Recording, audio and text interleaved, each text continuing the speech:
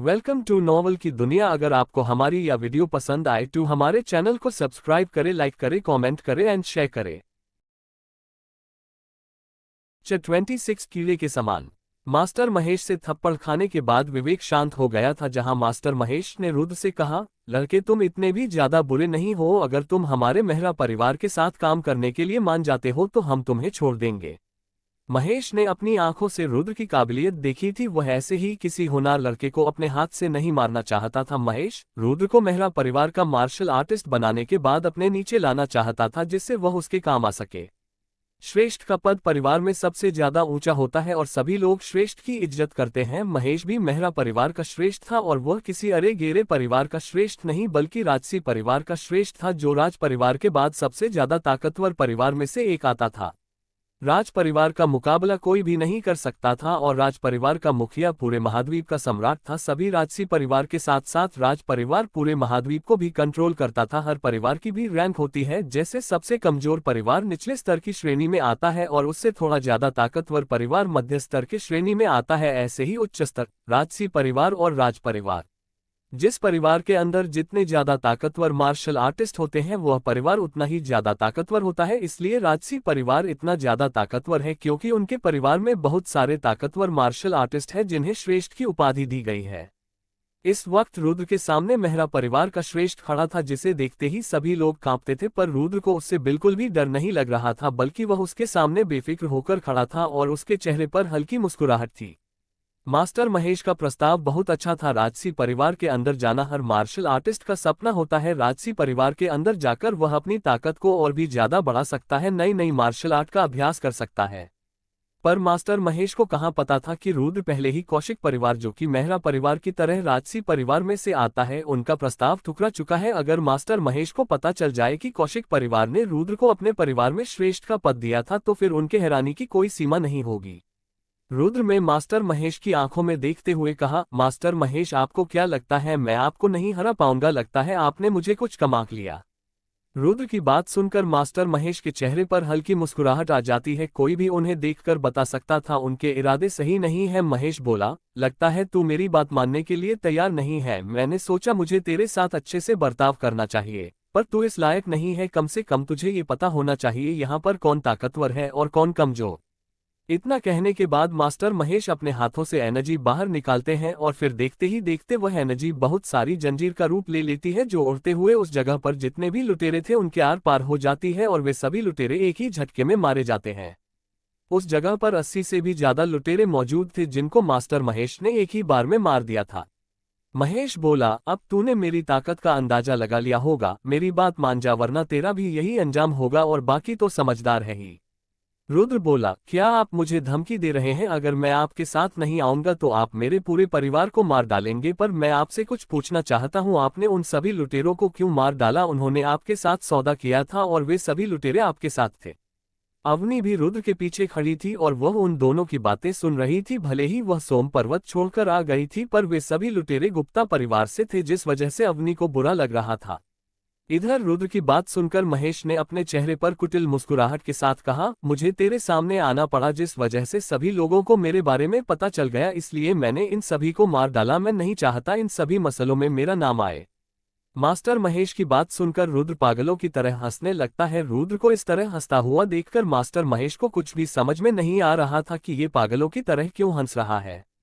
रुद्र ने कुछ देर हंसने के बाद मास्टर महेश से कहा, बुढ़े तू अपने आप को कुछ ज्यादा ही ताकतवर समझ रहा है। तू जानता है मेरी नजरों में तेरी और तेरे मेहरा परिवार की औकात कितनी है? इतना कहने के बाद रुद्र ने विवेक की ओर इशारा करते हुए कहा, इसकी जितनी औकात तेरी नजरों में है, मेरी भी नजरों में तेरे पूरे मेहरा परिवार की औकात उतनी है। बिल्कुल एक कीड़े की तरह। जिस तरह तू इस विवेक को कभी भी मसल सकता है, मैं भी तेरे पूरे मेहरा परिवार को कभी भी मसल सकता हूँ। रुद्र की बात सुनकर मास्टर विवेक को बहुत ज्यादा गुस्सा आ जाता है। उन्होंने गुस्से में कहा, तू अपनी औकात से कुछ ज्यादा ही बाहर जा रहा है। बुढ़े में नहीं, तू अपनी औकात से बाहर जा रहा है। तेरी औकात मेरी नजरों में कुछ भी नहीं। तुझे तो मैं एक कीड़े के बराबर भी नहीं समझता हूँ। अब मास्टर महेश का गुस्सा 7वें आसमान पर था। उन्होंने गुस्से में रुद्र की ओर बढ़ते हुए कहा, अब तेर मरना तय है। 27 5वें स्तर की फॉर्मेशन।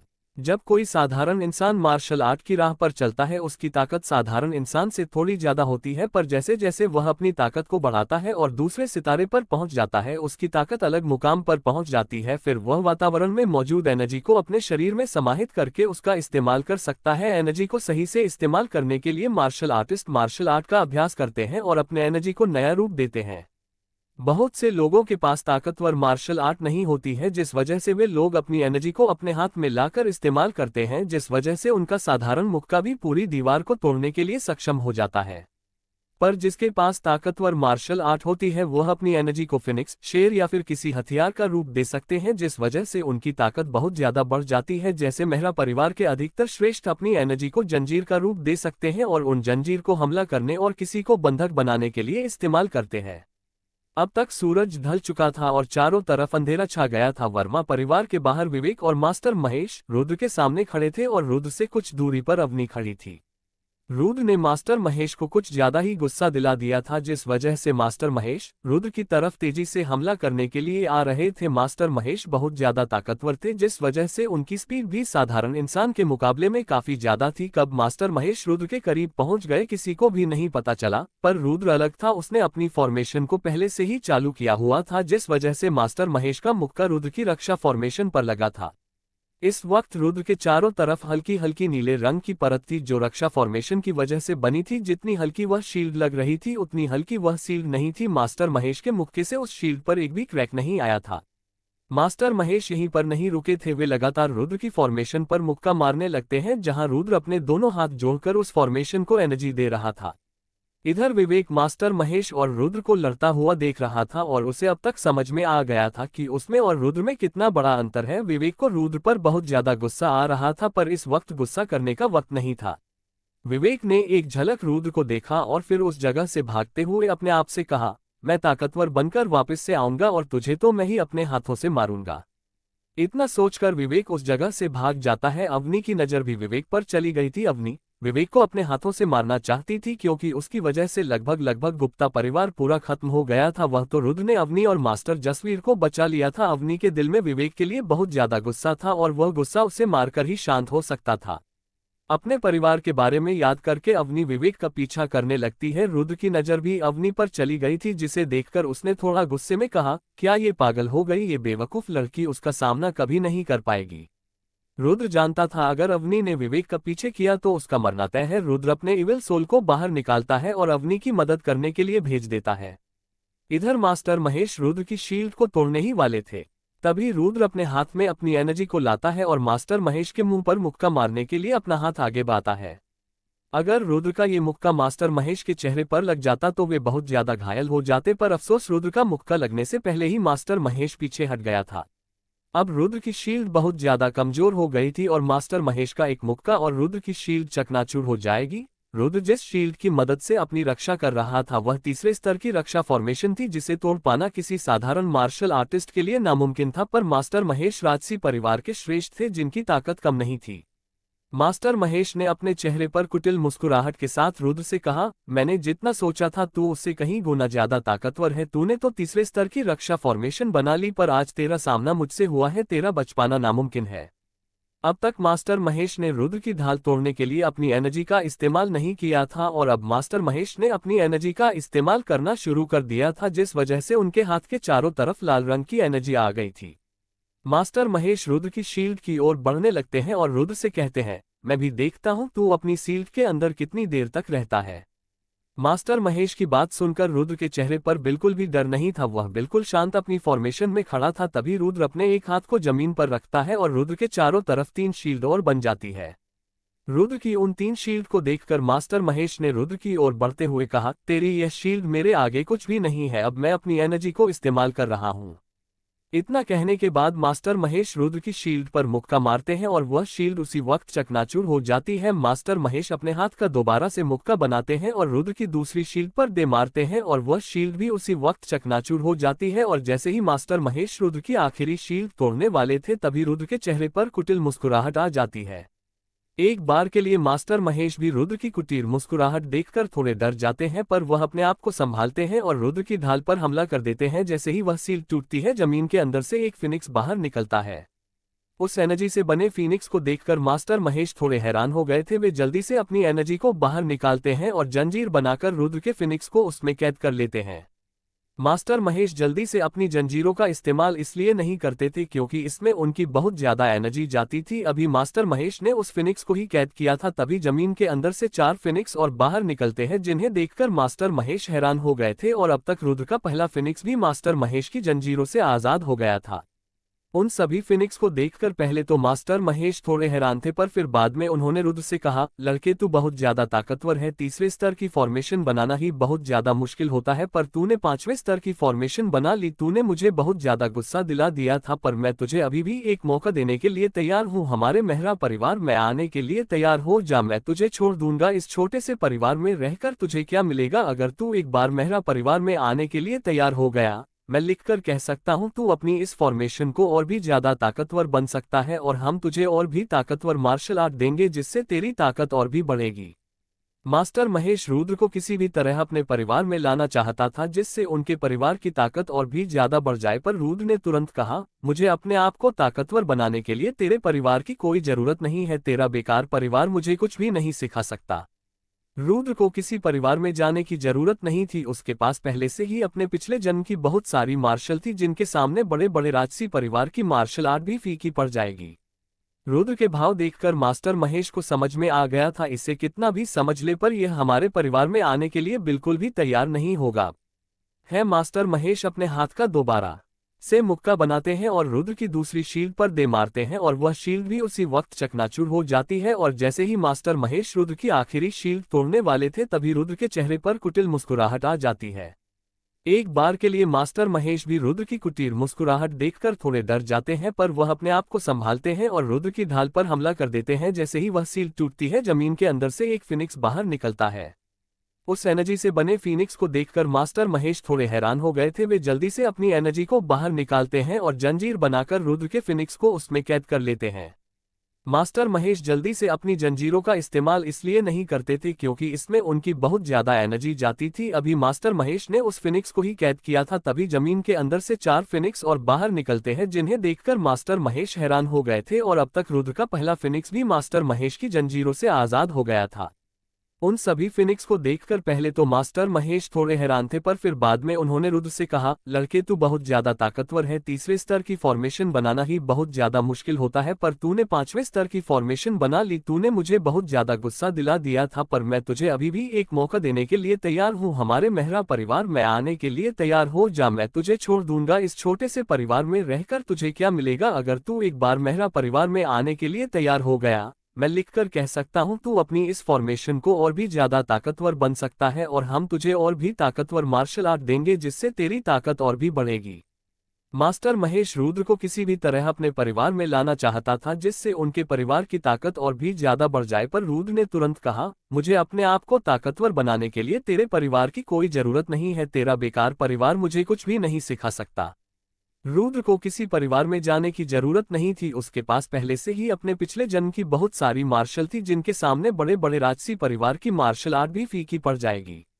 मास्टर महेश अपनी पूरी ताकत का इस्तेमाल करने लगते हैं और रुद्र की तरफ तेजी से बढ़ते हुए कहते हैं, अगर तेरा यही फैसला है फिर तू मरेगा, मैं किसी होनहार लड़के को जिंदा नहीं रहने दे सकता हूं।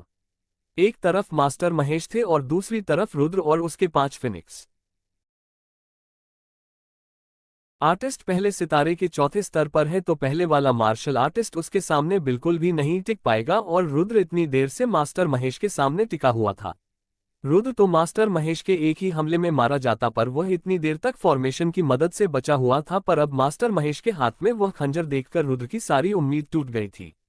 रुद्र ने आखिरी कोशिश करते हुए मास्टर महेश से कहा, मास्टर रुक जाइए, चलो बैठकर बात करते हैं। आप कह रहे थे कि मैं आपके परिवार का स्टूडेंट बन जाऊं। अचानक से रुद्र ने गिरगिट की तरह रंग बदल लिया था, उसे अपनी इज्जत की बिल्कुल भी परवाह नहीं थी। वह मास्टर महेश को अपना मास्टर मानने के लिए तैयार हो गया था। एक शैतानी मार्शल आर्टिस्ट ऐसा ही होता है, जब उसके पास अपने दुश्मन को मारने का या फिर उस जगह से बचकर भागने का कोई चारा नहीं होता है, तो वह अपने दुश्मन के सामने झुककर उससे बचकर भागने की कोशिश करता है। पर रुद्र की फूटी किस्मत, मास्टर महेश भी शैतानी मार्शल आर्टिस्ट थे और रुद्र कहीं ना कहीं जानता था, वह कुछ भी कर ले मास्टर महेश उसे जिंदा नहीं छोड़ेंगे। मास्टर महेश ने अपने खंजर को रुद्र की तरफ थ्रो करते हुए कहा, बच्चे तूने देर कर दी है, अब तुझे मरना होगा, आज मेरे हाथों से तुझे भगवान भी नहीं बचा सकता। मास्टर महेश का खंजर तेजी से रुद्र की तरफ आ रहा था और रुद्र उस मिनी सेकंड में सोच रहा था, क्या आज मैं मरने वाला हूं पर मैं नहीं मर सकता।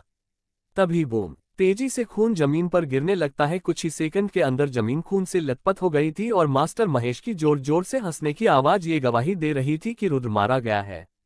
मास्टर महेश पागलों की तरह हंस रहे थे और वे अपना हाथ ऊपर उठाते हुए अपने खंजर को वापस बुलाते हैं, पर जैसे ही मास्टर महेश की नजर रुद्र पर गई थी उनकी आंखें चौड़ी हो जाती है। मास्टर महेश ने हैरानी में कहा, तू कौन है? असल में इस वक्त रुद्र के सामने मास्टर जसवीर खड़े थे, जिनकी बड़ी बड़ी दाढ़ी हवा में लहरा रही थी। मास्टर महेश के उस हमले को मास्टर जसवीर ने अपने हाथों से रोक लिया था, जिस वजह से मास्टर जसवीर के हाथ घायल हो गए थे और उनके हाथों से खून जमीन पर गिर रहा था। मास्टर जसवीर बिल्कुल शांत थे और उन्होंने मास्टर महेश के सवाल का शांति से जवाब दिया, मेरा नाम जसवीर गुप्ता है और मैं सोम पर्वत का मास्टर हूं। तूने रुद्र के ऊपर हमला किया है और रुद्र मेरे परिवार का हिस्सा है, इसका मतलब तू मेरा दुश्मन है। रुद्र ने मास्टर जसवीर को देखकर कहा, आप यहाँ पर? क्या आपने अपनी सभी ताकत को दोबारा से पा लिया है? मास्टर जसवीर बोले, हाँ, मेरी सारी ताकत वापस आ गई है। तुमने जो घाव भरने वाली दवाई दी थी वह बहुत ज्यादा असरदार थी। उन दवाई की मदद से मेरी सारी ताकत वापस आ गई और मैं बहुत सालों से चौथे सितारे पर नहीं पहुंच पा रहा था, पर उन दवाइयों की वजह से मैं चौथे सितारे पर पहुंच गया। मास्टर जसवीर की बात सुनकर रुद्र के चेहरे पर हल्की मुस्कुराहट आ जाती है। अभी कुछ सेकंड पहले रुद्र सोच रहा था कि उसे आज यहां से बचकर भागना होगा। भले ही मास्टर महेश रुद्र से बहुत ज्यादा ताकतवर थे और उनके पास तीसरे स्तर का खंजर था, पर रुद्र अपने पिछले जन्म में ताकतवर सम्राट था, जिसके सामने पूरे राजगिरी महाद्वीप के सम्राट भी नहीं टिक सकते थे।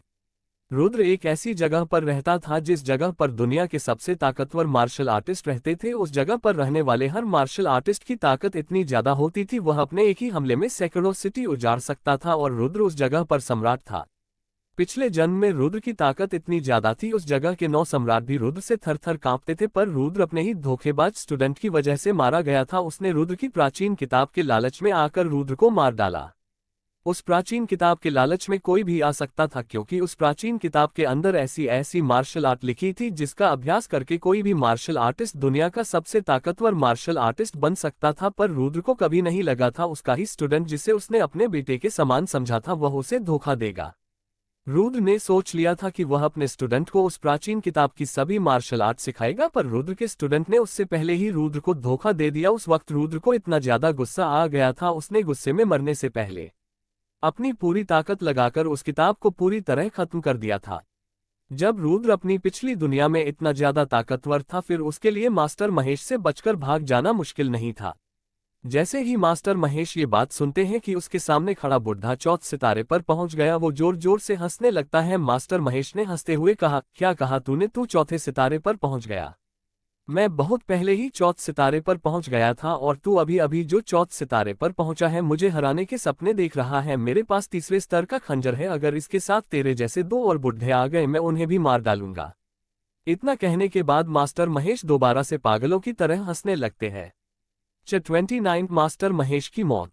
मास्टर महेश पागलों की तरह हंस रहे थे और उन्हें रुद्र की बिल्कुल भी चिंता नहीं थी। इस वक्त मास्टर महेश को देखकर कोई भी नहीं बता सकता था कि उनके मन में क्या चल रहा है। उन्हें देखकर सब यही बोलेंगे कि एक पागल आदमी बहुत जोरों से हंस रहा है, पर रुद्र अलग था, उसे सालों का अनुभव था। रुद्र को पता चला गया था कि मास्टर महेश हमें बहुत ज्यादा कमजोर समझ रहे हैं, जिन्हें वे चुटकी बजाकर मसल सकते हैं। इस बारे में सोचकर रुद्र के चेहरे पर कुटिल मुस्कुराहट आ गई थी। उसने मास्टर जसवीर से कहा, लगता है इसको मरने की कुछ ज्यादा ही जल्दी है।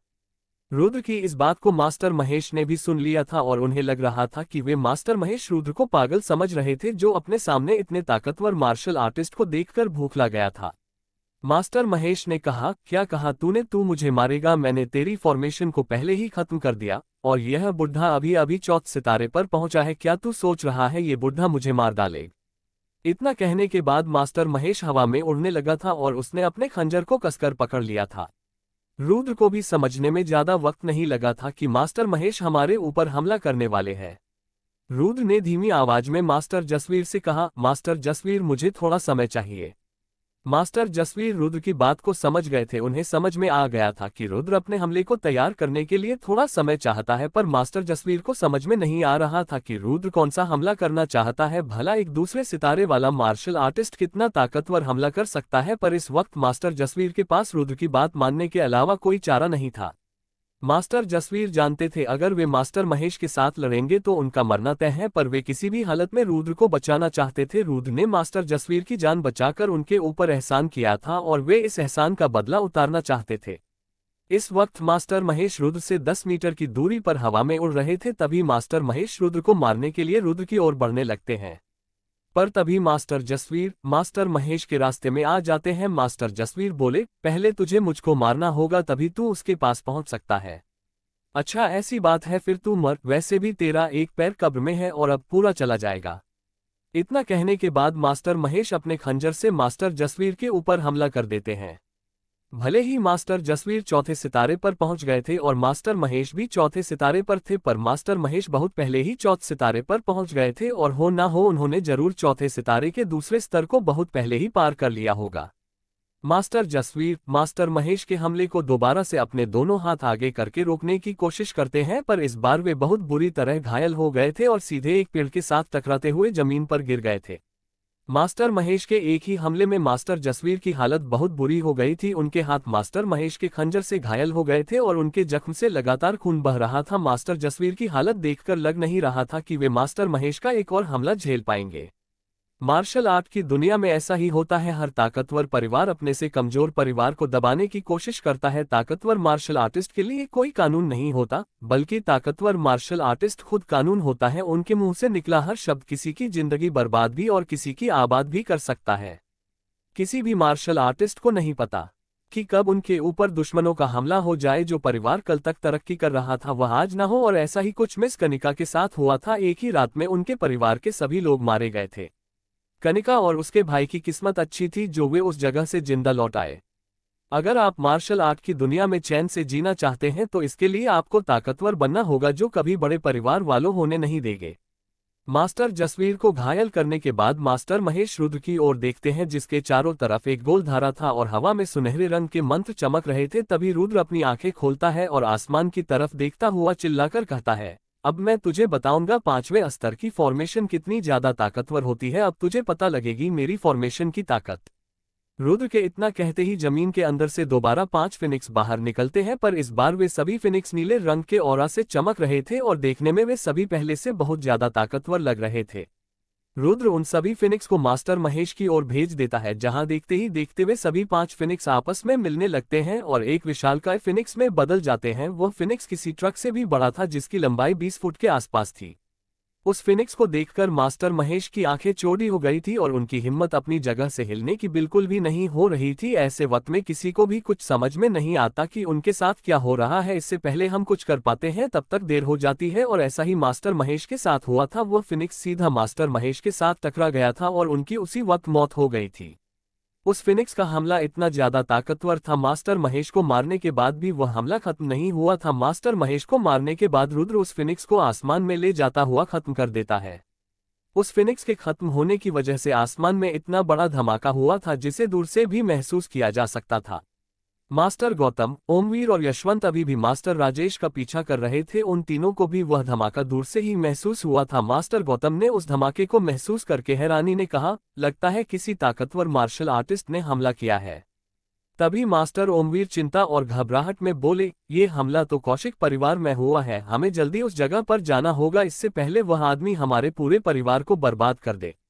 जैसे ही उन तीनों को इस बात का एहसास होता है वे तेजी से अपने कौशिक परिवार की ओर जाने लगते हैं। उन्हें इससे कोई फर्क नहीं पड़ता था कि मास्टर राजेश उनकी पकड़ से भाग जाएगा या फिर नहीं। अगर उनका परिवार ही नहीं रहेगा तो वे मास्टर राजेश को पकड़कर क्या करेंगे। भले ही वह उनके परिवार की ब्रांच थी, पर उन्हें उसे भी बचाना बहुत ज्यादा जरूरी था। कौशिक परिवार लॉर्ड्स सिटी में नहीं रहता था। लॉर्ड्स सिटी में कौशिक परिवार की एक ब्रांच थी। जिस जगह का यशवंत मुखिया था उसके परिवार में उसका पद श्रेष्ठ का था। यशवंत भी अपने परिवार के ताकतवर श्रेष्ठ में से एक आता था, पर जब से उसकी सुनहरी आंख गई थी वह थोड़ा कमजोर हो गया था, जिस वजह से अब वह अपने परिवार का इतना ताकतवर श्रेष्ठ नहीं रहा था। वे तीनों मास्टर जब तक उनके परिवार लॉस्ट सिटी में खड़ा रहेगा उनकी पूरी पकड़ लॉस्ट सिटी पर रहेगी, पर अगर एक बार उनकी ब्रांच खत्म हो गई तो लॉस्ट सिटी पर कौशिक परिवार की पकड़ कमजोर हो जाएगी और कौशिक परिवार के दुश्मन मेहरा परिवार इसी बात का फायदा उठाकर कौशिक परिवार का नामो निशान लॉस्ट सिटी से खत्म कर देंगे। मास्टर राजेश कौशिक परिवार से बहुत दूर आ गए थे, जबकि उनके दोनों साथी अभी भी पीछे थे और उन्हें भी कौशिक परिवार के अंदर वह धमाका महसूस हुआ था। उनमें से एक साथी ने कहा, क्या हमें वापस जाकर कौशिक परिवार में देखना चाहिए, क्या पता ये सब मास्टर राजेश ने किया हो। आपने साथी की बात सुनकर मास्टर राजेश के दूसरे साथी ने कहा, अरे बेवकूफ, क्या तुझे मरना है? मास्टर राजेश कभी भी इतना ज्यादा ताकतवर हमला नहीं कर सकते, जरूर उस जगह पर कोई और ताकतवर मार्शल आर्टिस्ट मौजूद होगा। मैं उस जगह पर जाकर मरना नहीं चाहता हूं, चलो यहां से चलते हैं। इतना सोचने के बाद वे दोनों उस जगह से चले जाते हैं।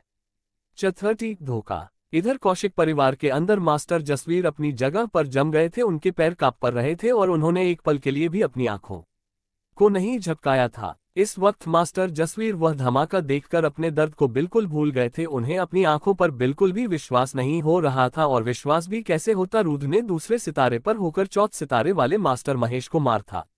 मास्टर जसवीर ने अपने आप से कहा, क्या इसने सच में अपने एक ही वार में मेहरा परिवार के श्रेष्ठ को मार दिया? रुद्र का हमला इतना ज्यादा तेज था, उस श्रेष्ठ की तो हड्डी भी नहीं बची। मास्टर जसवीर को अपनी आंखों पर बिल्कुल भी विश्वास नहीं हो रहा था। उन्हें ना चाहते हुए भी इस बात पर विश्वास करना पड़ रहा था कि रुद्रा ने मास्टर महेश को मार डाला। मास्टर जसवीर तो ये सोच रहे थे कि मैं कुछ देर मास्टर महेश को रोककर रहूंगा और जब तक कौशिक परिवार के तीनों श्रेष्ठ आ जाएंगे फिर वे सारा मामला खुद संभाल लेंगे। मास्टर जसवीर की नजर रुद्र पर जाती है, जो कि ना के बराबर घायल था। रुद्र के चेहरे पर हल्की मुस्कुराहट थी जो उसे बहुत ज्यादा खतरनाक बना रही थी। रुद्र को देखकर मास्टर जसवीर के मुंह से एकाएक निकला, ये किसी शैतान से कम नहीं है। मास्टर जसवीर रुद्र के पास जाते हैं जो जमीन पर पड़े हुए स्पिरिचुअल स्टोन को उठा रहा था। अधिकतर स्पिरिचुअल स्टोन की एनर्जी फॉर्मेशन ने खींच ली थी, जिस वजह से वे स्टोन धूल बनकर उड़ गए थे। बचे हुए स्पिरिचुअल स्टोन को अपनी स्पेस रिंग में रखने के बाद रुद्र ने मास्टर जसवीर से पूछा, क्या आप ठीक हो? जिस पर मास्टर जसवीर ने कहा, हाँ मैं ठीक हूँ, आगे बताओ मुझे क्या करना है। रुद्र बोला, मुझे इस जगह से जाना होगा। अवनी विवेक के पीछे गई है, मैं उसे लेकर आता हूँ, तब तक आप वर्मा परिवार की रक्षा कीजिए। तुम चिंता मत करो, मेरे होते हुए वर्मा परिवार को कुछ नहीं होगा, चाहे उसके लिए मुझे अपनी जान ही क्यों ना गंवानी पड़े। मास्टर जसवीर की बात सुनकर रुद्र मुड़ता है और मास्टर महेश के खंजर की ओर जाने लगता है जो जमीन के अंदर दशा हुआ था। रुद्र ने उस खंजर के पास जाते हुए अपने आप से कहा, मुझे वर्मा परिवार की चिंता नहीं करनी चाहिए, तीनों मास्टर भी जल्दी ही इस जगह पर आते होंगे और जब तक मास्टर जसवीर भी इसी जगह पर है। इतना सोचते हुए रुद्र उस खंजर के पास पहुंच जाता है और उसे उठाकर देखने लगता है। वह खंजर ज्यादा बड़ा नहीं था, बस तलवार से थोड़ा ही छोटा था। उस खंजर की धार बहुत ज्यादा थी और वह हल्के नीले रंग से चमक रहा था। रुद्र ने उस खंजर को अपनी स्पेस रिंग में रखने के बाद कहा, चलो अपनी रक्षा करने के लिए मैं इस खंजर को रख लेता हूँ, यह आगे चलकर मेरे बहुत ज्यादा काम आएगा। इतना कहने के बाद रुद्र उस जगह से कूदता हुआ जंगल की ओर जाने लगता है। जब कोई मार्शल आर्टिस्ट तीसरे सितारे के चौथे स्तर को पार कर लेता है, वह अपनी एनर्जी का इस्तेमाल करते हुए आसमान में उड़ाना शुरू कर देता है, पर इसमें उस मार्शल आर्टिस्ट की एनर्जी बहुत ज्यादा खर्च होती है, जिस वजह से वह ज्यादा देर तक आसमान में नहीं उड़ पाता है। पर जैसे जैसे उस मार्शल आर्टिस्ट की ताकत बढ़ती है, उसकी एनर्जी नामात्र खर्च होने लगती है और फिर एक ऐसा वक्त आता है जब वह कई दिन तक लगातार आसमान में उड़ सकता है। इधर विवेक भागता हुआ जंगल के बहुत ज्यादा अंदर आ गया था। उसने एक जगह पर रुकने के बाद रुद्र को कोसते हुए कहा, ये सब कुछ उस कमीने की वजह से हुआ है। मेरी योजना कामयाब होने ही वाली थी, तभी यह आकर टपक पड़ा। उस कमीने की वजह से मेरी पूरी 12 साल की मेहनत खराब हो गई। मैं वर्मा परिवार से पहले ही वह मार्शल आर्ट ले चुका होता, पर उस वक्त भी इसने अपनी टांग अड़ाकर वर्मा परिवार को बचा लिया और आज फिर इसने मेरी पूरी योजना पर पानी फेर दिया। इस वक्त विवेक को रुद्र पर बहुत ज्यादा गुस्सा आ रहा था। अगर रुद्र उसके सामने होता, वह बिना कुछ सोचे समझे रुद्र को मार डालता। अभी विवेक रुद्र को ही कोस रहा था, तभी उसके सामने अवनी आ जाती है। अवनी गुप्ता परिवार से थी, जहां उसे बचपन से ही लुटेरों की हर तकनीक के बारे में सिखाया गया है। जंगल में उसके लिए किसी को ढूंढ पाना इतना ज्यादा मुश्किल नहीं था। अवनी ने काले रंग के टाइट कपड़े पहन रखे थे, जिससे उसका पूरा शरीर ढका हुआ था। अवनी के लिए ऐसे कपड़े पहनने जरूरी थे, ऐसे कपड़ों में अवनी की स्पीड बहुत ज्यादा बढ़ जाती है। उसे ऐसे कपड़े पहनकर किसी जगह पर छुपने में या फिर किसी के हमले से बचने में मदद मिलती है। अवनी दिखने में बहुत ज्यादा सुंदर थी, पर आज उसके चेहरे पर गुस्सा अलग ही देखा जा सकता था। अवनी ने विवेक पर चिल्लाते हुए कहा, आज मैं अपने पिता का नाम साफ करने के लिए आए हैं। तुम्हारी वजह से मेरे पिता की बहुत ज्यादा बदनामी हुई है। सभी लोग उन्हें वर्मा परिवार का कातिल समझ रहे हैं, पर असली कातिल तो तुम हो। तुमने सभी लुटेरों को अपनी तरफ करके वर्मा परिवार पर हमला किया। इसमें मेरे पिता की कोई गलती नहीं थी और आज मैं तुम्हें मारकर ये बात साबित कर दूंगी। अवनी को देखकर सबसे पहले विवेक इधर उधर देखने लगता है और जब उसे पूरा यकीन हो जाता है कि आसपास रूद नहीं है तो उसके चेहरे पर हल्की मुस्कुराहट आ जाती है। विवेक ने शांत पर तिरस्कार भरी आवाज में कहा, मेरी प्यारी अवनी, तुम यहाँ पर क्या करने के लिए आए हो? क्या तुम मुझे मारना चाहती हो? विवेक को इतने ज्यादा प्यार के साथ बात करते हुए देखकर एक पल के लिए अवनी हैरान हो गई थी, पर उसने अगले ही पल अपने आप को संभाल लिया था क्योंकि उसे पता था कि विवेक कितना ज्यादा चालाक है। अवनी बोली, तुम गद्दार हो, तुमने अपने परिवार को धोखा दिया है। इससे पहले अवनी आगे कुछ बोल पाती तभी विवेक ने अवनी की बात को काटते हुए कहा, अवनी तुम कितनी भोली हो, मैं गद्दार कैसे हो सकता हूँ? मैं हमेशा से तुम्हारे परिवार का हिस्सा नहीं था, बल्कि मैं डार्कफील्ड का स्टूडेंट था और तुम्हें पता है डार्कफील्ड मेहरा परिवार के अंदर आती है। मैं जासूस बनकर तुम्हारे परिवार में आया था, फिर मैं गद्दार कैसे हो सकता हूँ? इतना कहने के बाद विवेक ने अवनी को घूरते हुए आगे कहा, और तू मुझे नहीं मार सकती क्योंकि मैं तुझसे बहुत ज्यादा ताकतवर हूँ। अवनी बोली, हाँ मैं जानती हूँ तुम मुझसे बहुत ज्यादा ताकतवर हो, मुझे ये भी पता है मैं तुम्हें कभी नहीं मार पाऊंगी, पर आज मैं तुम्हें इतना ज्यादा घायल कर दूंगी तुम चलने लायक भी नहीं बचोगे। तुमने हमारे साथ बहुत गलत किया, मेरे पिता ने तुम्हारा बहुत अच्छे से ध्यान रखा और तुमने उनका एहसान इस तरह उतारा। इतना कहने के बाद अवनी शांत हो जाती है और उदास मन के साथ विवेक से कहती है, विवेक हमारी शादी होने वाली थी, क्या तुमने मुझे कभी प्यार नहीं किया? अवनी की बात सुनकर विवेक जोर जोर से हंसने लगता है। उसने अवनी को तिरस्कार भरी नजरों से देखते हुए कहा, क्या कहा तूने? मैं तुझसे प्यार करूंगा? तू सिर्फ दिखाने में सुंदर है, तेरे अंदर और कोई खूबी नहीं है, तेरी औकात मेरे आगे कुछ भी नहीं। अगर मुझे किसी के साथ शादी करनी है मैं 7 राजसी परिवार में से किसी और लड़की के साथ शादी करूंगा, पर तेरे साथ में कभी शादी नहीं करूंगा। राजसी परिवार के श्रेष्ठ हर साल अपने बहुत सारे स्टूडेंट बनाते हैं और राजसी परिवार के श्रेष्ठ का स्टूडेंट बनने के बाद वह श्रेष्ठ अपने सभी स्टूडेंट की रक्षा खुद करता है और उन्हें ताकतवर बनाने में भी उनकी मदद करता है। विवेक उन्हीं स्टूडेंट की बात कर रहा था। विवेक की हर बात अवनी के दिल में सुई की तरह चुभ रही थी। उसे नहीं लगा था कि विवेक उसका सिर्फ इस्तेमाल कर रहा है। उसने कभी उससे प्यार नहीं किया था। जब अवनी को पता चला था कि विवेक गद्दार है, उसके मन में एक बार भी यह सवाल नहीं आया था कि विवेक मुझसे प्यार नहीं करता। अवनी तो यहाँ पर विवेक को पढ़कर वापस ले जाने के लिए आई थी ताकि वह सभी के सामने विवेक से माफी मंगवा सके। अवनी की आंखें नम हो चुकी थी और वह अपने आंसू रोकने की कोशिश कर रही थी, पर वह अपने आप को रोक नहीं पाई। इस वक्त अवनी को अपने आप पर बहुत ज्यादा गुस्सा आ रहा था। उसने विवेक से प्यार क्यों किया, पर अब वह कुछ नहीं कर सकती थी।